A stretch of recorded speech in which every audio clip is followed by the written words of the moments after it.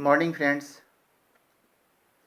आज मैं चर्चा करूंगा व्याकरण पर, जिसमें मैं पहले समास के बारे में चर्चा मैंने किया है। आज फिर समास के भेद, द्वंद्व समास और बहुव्रीहि समास, इन दोनों समासों के बारे में बताऊंगा। फिर मैं आगे बताऊंगा बहुव्रीहि और द्विगु में अंतर क्या है, बहुव्रीहि और कर्मधारय में अंतर क्या है, संधि और समास में अंतर क्या है। तो चलते हैं अपने विषय की तरफ। तो द्वंद्व समास में उत्तर पद और पूर्व पद दोनों का समान महत्व होता है, एक जैसा महत्व। दोनों पदों को जोड़ने से समुच्चय बोधक अव्यय का लोप हो जाता है। समुच्चय बोधक जो जोड़ने का काम करता है, और अथवा, लेकिन, किंतु, परंतु, ये सारे समुच्चय बोधक हैं। तो इस समास का विग्रह करते समय और शब्द जोड़ा जाता है, जैसे माता पिता, माता और पिता, चाचा चाचा, चाचा चाची, चाचा और चाची, भैया भाभी, भैया और भाभी, भाई बहन, भाई और बहन, गुरु शिष्य, गुरु और शिष्य, अध्यापक अध्यापिका, अध्यापक और अध्यापिका, छात्र छात्रा, छात्र और छात्रा, कॉपी पेंसिल, कॉपी और पेंसिल, कप प्लेट, कप और प्लेट, गिलास कटोरी, गिलास और कटोरी, दाल चावल, दाल और चावल, लक्ष्मी गणेश, लक्ष्मी और गणेश। जैसे पाप पुण्य है, पाप और पुण्य, चाय पकौड़ी, चाय और पकौड़ी, धनी निर्धन, धनी और निर्धन। तो इसको कहने का मतलब है और शब्द से इसको जोड़ते चले जाएं।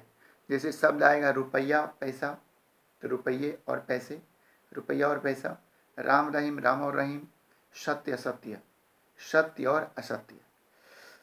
तो आगे हम चलते हैं द्वंद्व समास, यानी दोनों पद जो है, जो दोनों पद प्रधान हो वह द्वंद्व समास है। आप समझ गए होंगे। आगे चलते हैं बहुव्रीहि समास। बहुव्रीहि समास में पूर्व पद और उत्तर पद का शाब्दिक अर्थ न निकलकर कोई अन्य अर्थ लिया जाता है, यानी साधारण अर्थ को छोड़ करके जो विशेष अर्थ प्रदान करता है। इसलिए इस समास जो अन्य होता है वह प्रमुख होता है और दोनों पद गौण हो जाते हैं, यानी विशेष अर्थ प्रदान जो करता है। जैसे है नीलकंठ, नीला है कंठ जिसका, अर्थात शिव। श्वेतांबरा, श्वेत है वस्त्र जिसके, अर्थात सरस्वती। पीतांबर, पीले हैं वस्त्र जिसके, विष्णु है, कृष्ण है। शूलपानी, शूल है हाथ में जिसके, यानी त्रिशूल, शिव जी हैं। महादेवता, महादेव जो है, महान है जो देवता, शिव है। त्रिलोचन, तीन है लोचन जिसके, अर्थात शिव है। विषधर, विष धारण करता है जो, शिव है। चंद्रशेखर, चंद्र है शेखर पर जिसके, शिव। चंद्रमौली, चंद्र है जिसके मस्तक पर, तो कौन है, शिव है। मृत्युंजय, मृत्यु को जीता है जिसने, शिव। एक दंत, एक है दांत जिसका, गणेश जी। लंबोदर, लंबा है उदर जिसका, गणेश जी। बीना पानी, बीना है हाथ में जिसके, अर्थात सरस्वती। हंस गामिनी, हंस पर गमन करती है जो, सरस्वती है। चक्रपाणी, चक्र है हाथ में जिसके, विष्णु। चतुर्भुज, चार भुजाएं जिसके, अर्थात विष्णु। चतुर्मुख, चार है मुख जिनके, अर्थात ब्रह्मा। लक्ष्मीपति, लक्ष्मी है पति जो, विष्णु। चक्रधर, चक्र को धारण किया है जिसने, विष्णु। गोपाल, गायों को पालता है जो, कृष्ण। मुरलीधर, मुरली को धारण किया है जिसने, कृष्ण है। गिरिधर, गिरि को धारण किया है जिसने, अर्थात कृष्ण। दशमुख, 10 है मुख जिसके, अर्थात रावण। षडानन, 6 हैं आनंद जिसके, अर्थात कार्तिकीय, कार्तिकीय जी को 6 आनंद हैं, 6 मुख हैं। दशानन, 10 आनंद जिनके, अर्थात रावण। दिगंबर, आकाश यह वस्त्र जिनका, कैसे, जैसे ये होगा नग्न, बिना वस्त्र का। चंद्रमुखी, चंद्रमा के समान मुख है जिसका, यानी सुंदर स्त्री की तुलना की गई है। राजकुमार, कुमार है जिस राजा का, राजकुमार। पंकज, पंख, कीचड़ में उत्पन्न होने वाला, अर्थात कमल। चारपाई, 4 पाए हैं जिसके, तो ये 4 पाई आप जानते हैं बैठने की वस्तु है। घनश्याम, घन के समान है काला जो, अर्थात कौन है, कृष्ण।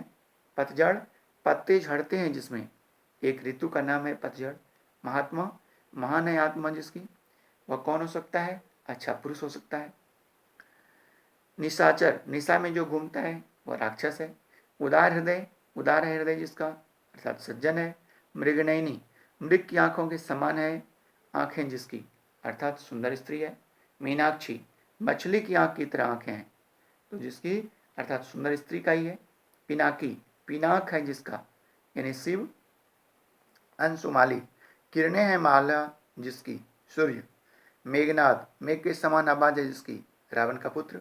कुंभकर्ण, कुंभ के समान कान है जिसके, यानी घड़ा के समान जिसका कान है वह रावण का भाई। सुलोचना, सुलोचना, सुंदर है आंखें जिसकी, सुंदर स्त्री। जलज, ऐसे तो सुलोचना नाम है मेघनाथ की पत्नी। जलज, जल में उत्पन्न होने वाला है जो, कमल। 12 सिंगा, 12 है सिंह जिसके, अर्थात एक पशु है। तो किसी भी समास की पहचान उसके सार्थक विग्रह से होती है। जैसे आप उसका विग्रह करेंगे वैसे उसकी पहचान होगी। एक जैसे दिखाई देने वाले शब्दों के अलग अलग विग्रह हमने किए हैं। तो अब इसके बारे में हम कुछ जानेंगे, कुछ चर्चा और कर लेते हैं। जैसे बहुब्रीहि और द्विगु समास में अंतर, ये मैंने आपको पहले ही बता दिया था। तो बहुब्रीहि और द्विगु समास में क्या अंतर है? तो बहुब्रीहि समास में पूर्व पद संख्यावाचक होता है, परंतु वह संख्या की सूचना नहीं देता।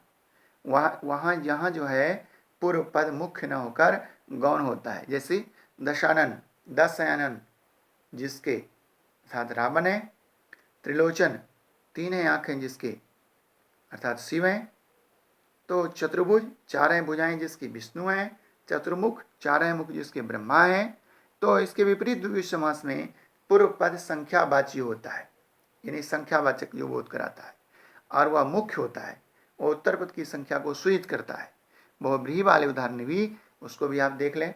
जैसे कि दशानन है, 10 आननों का समूह, ये दशानन हो गया, ये द्विगु समास हो गया।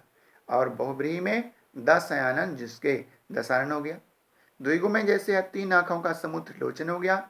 और बहुब्रीहि में है 3 आंखें जिसकी, अर्थात त्रिलोचन, शिव हो गए।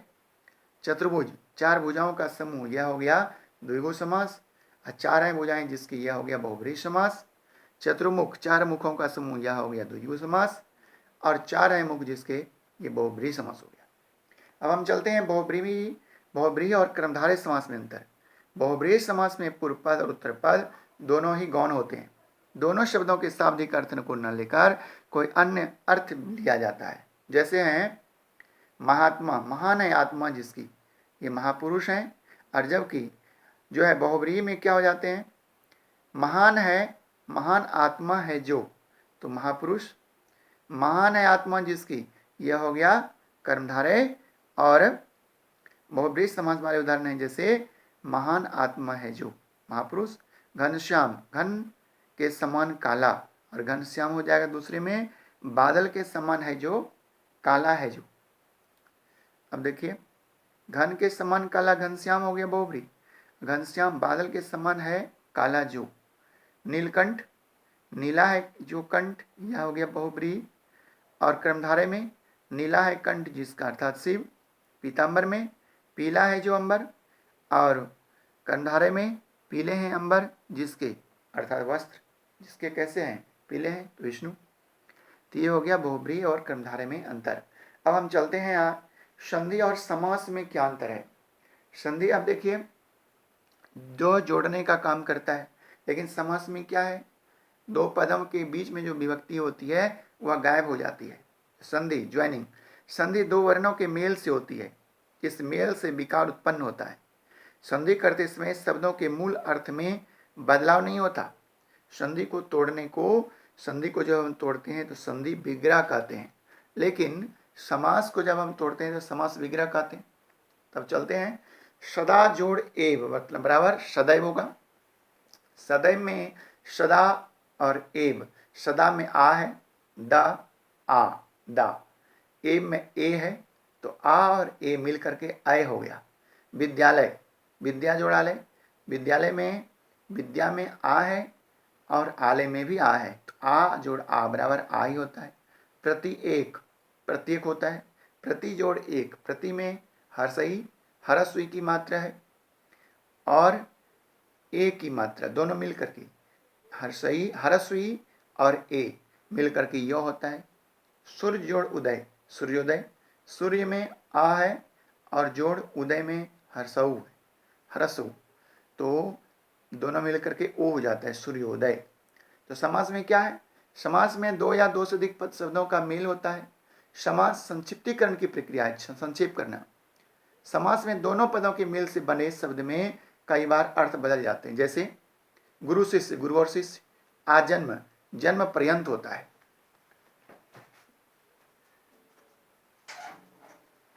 जन्म पर्यंत हो जाता है। दशानन, 10 है मुख जिसके। रावण, नीलकमल, नीला कमल।